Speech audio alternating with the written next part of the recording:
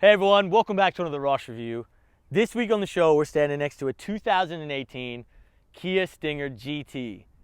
And with so many people claiming that this is the next best thing since the local Fords and Holdens left, I thought, let's get in this Stinger, give it a bit of a belt, and really just see how good this Korean sedan can match up to the old school Aussie muscle.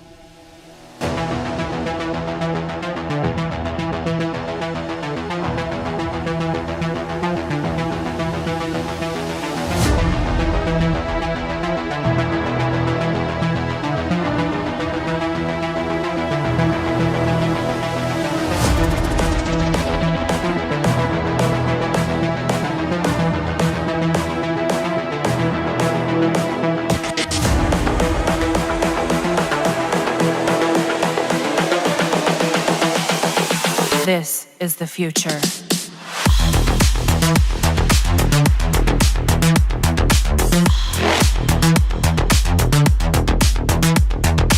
Evolution.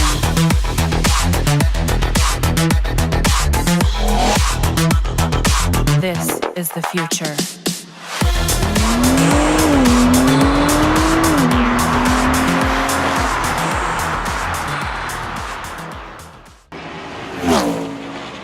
2017 here in Australia marked the end of an era.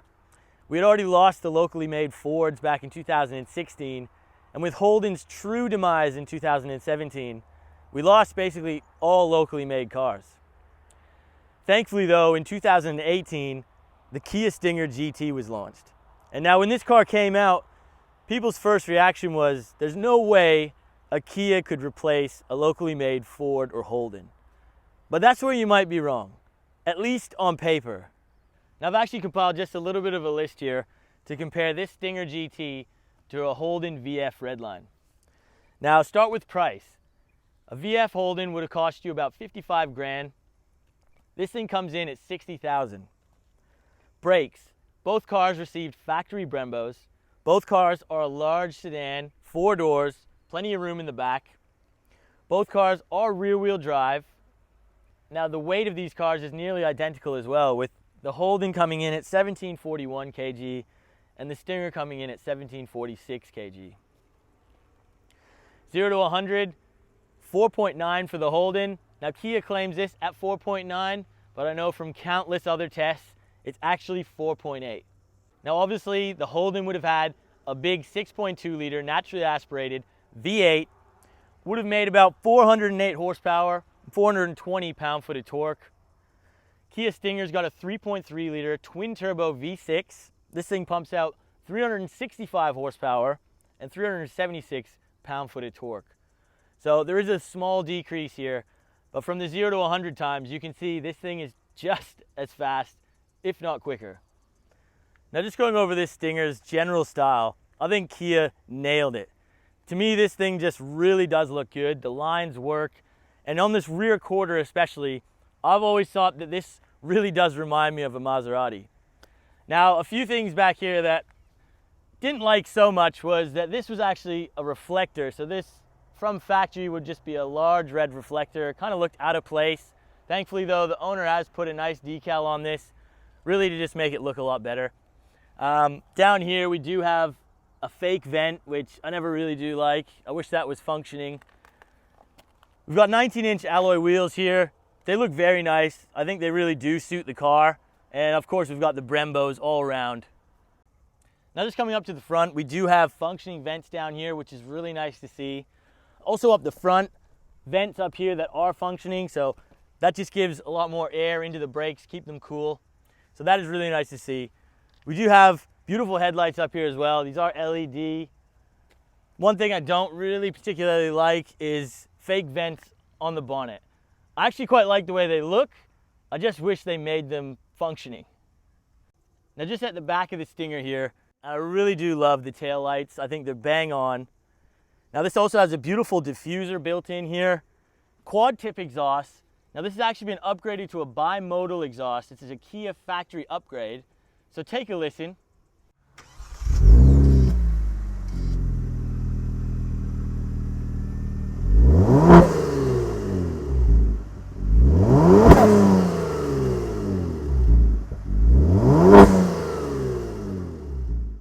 Now stepping inside the Stinger GT, this interior just looks amazing, to be truthful. You just have beautiful leather seats here. These just feel so nice. Napa leather.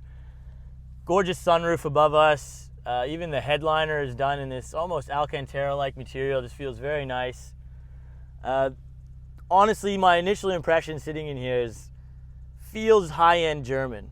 I know we got a Kia badge here, but it does feel very high-end in here. I love this sort of brushed aluminum material they have here. And the buttons for everything just feel very nice. We've got heated and cooled seats up here. Now we also have drive modes to choose from here. So we actually have 5 drive modes we can go through. So we've got Smart, Eco, Comfort, Sport, and Custom. Even just coming up to the dash, this thing does feel very nice. It's soft touch material up here. Looks really, really high end, I gotta say. Even the wheel feels very nice. It's got a flat bottom. Just basic controls on here, which are just easy, simple to use. I like it. We do have flappy paddles on the wheel as well. Now, they aren't mounted to the column, but they still seem to feel very nice when you press them. Big thing about this car as well, it has a really nice infotainment system. It is a touchscreen. It's an 8-inch screen, just very easy to use as well. You've got Apple CarPlay, Android Auto, navigation, everything you'd want is in here, and it works pretty nice. Now this thing also does offer a 360 camera, and it is very, very good. You've got cameras all around this car, and you can really hone in just about anywhere you want to see, so parking this thing is very easy. Now we also have a 15-speaker premium sound system in here, so this thing just sounds really good. Crank the music up, no complaints there. And honestly, you just even come down the door sides here, soft touch material, you know, you've got that beautiful brushed aluminum material here as well. Leather just really feels high class. That is just really, really nice to see. Beautiful stitching in here as well. Now in the back seats, like we said, you can fit comfortably 3 adults back there. It's done in beautiful Napa leather, just like the front. Even the door sides, very nice, and just a beautiful place to be. Now before we get on the road, I just want to mention this key fob. So this is obviously keyless entry. We do have a push button start here, but this key just looks very, very cool. It's quite unique. I haven't seen a key that really looks like it. Fits very nice in your hand, and it almost looks like a detonator or something when you use the lock unlock button. But I do think that's quite a nice key from Kia, and nice job. All right, so driving this 2018 Kia Stinger GT, and just straight away, this thing feels so nice. It definitely does feel like a high-class car, and the interior is just such a nice place to be. It really is. And got this thing in sports mode, and just easing on the throttle. Woo! Oh, you even got a little bit of a induction noise in there. You can hear those turbos actually spool up a bit, and it sounds bloody good actually. Hear that induction there. All right, now on to the 5 questions here. Question number 1, sound. Well, you listen to this thing. Whoa! This thing actually sounds really good. When it's in sport mode as well, with this bimodal exhaust, it sounds bloody good from the rear, and I absolutely love that induction sound. The owner's got pod filters installed up the front, and man, does it make a world of difference. It really does sound good, and you can actually hear those turbos engaging, which reminds me a bit of an XR6 turbo.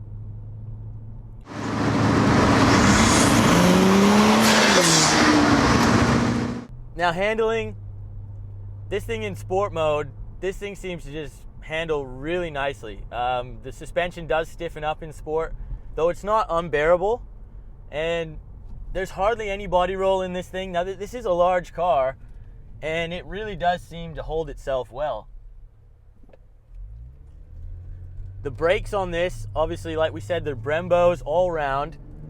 and they work phenomenally. No brake fade.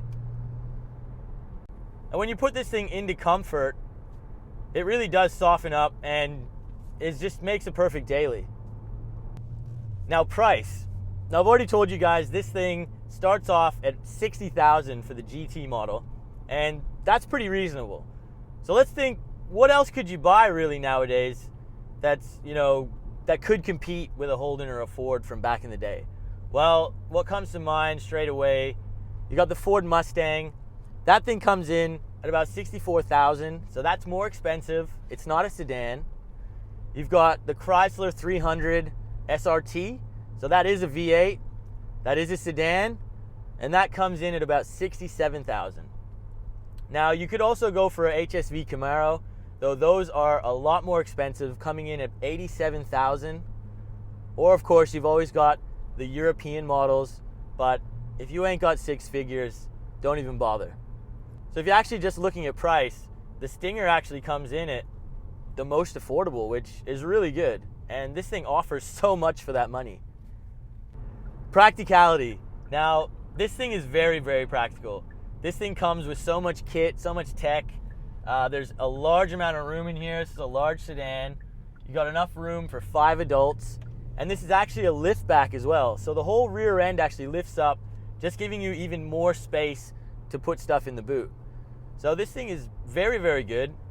And on top of that, Kia actually offers these with a 7-year unlimited warranty, which is probably one of the best in the industry right now. And you can't go wrong with that. Or just in launch control, hard on the brake, hard on the gas until it says launch control is ready, and let go.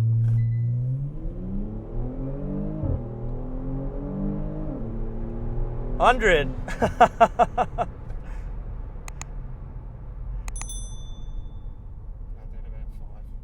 Yeah, I think we could improve that, but that was pretty good. I mean, as soon as those turbos kick in, it's like it starts going. That was pretty cool. Yeah, but wow, it hooks up pretty nicely there. Yeah, we didn't have much wheel spin there, which is good. This is a large car. This is no small car, and driving this now, it really does give me that sense of it being a lot smaller than it actually is. It handles beautifully. It feels a lot more nimble than I was really anticipating. And the steering, again, is just it's very direct. And it's got a nice weight to the wheel. I really do like the steering in this. I absolutely loved that VF interior. I thought it was beautiful. I thought that was probably the best interior I've ever seen from a Holden. And getting into this Kia, this just destroys it. I honestly feel like I'm in a Mercedes or something right now. This just feels like such a high-end luxury car, and yet I step on the gas and I feel like I'm in an XR6 Turbo or something. This thing just goes, and man, Kia has done an amazing job here. They really have. And for anybody who's wary about this being a Kia and, they could never make something fun and sporty, well, they have. And this is a bloody good car. I feel, to me, right now, driving this, if I was going to pin this to any other Australian car, I would have to say that this sort of reminds me of a G6E Falcon. They were both high-end, both turbocharged, and this thing just does feel really, really nice.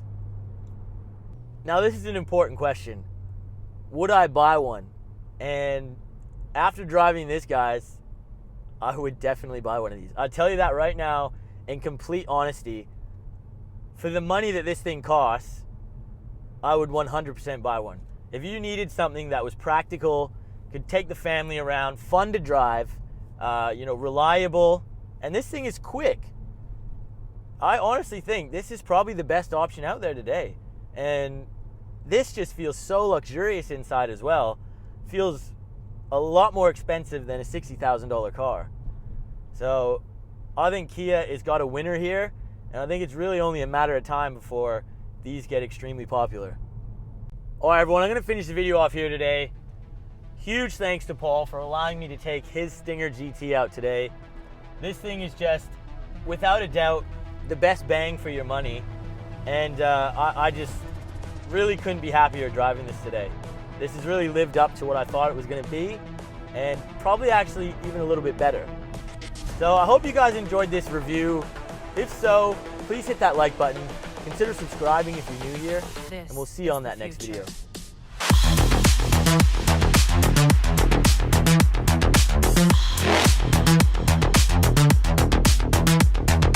Evolution.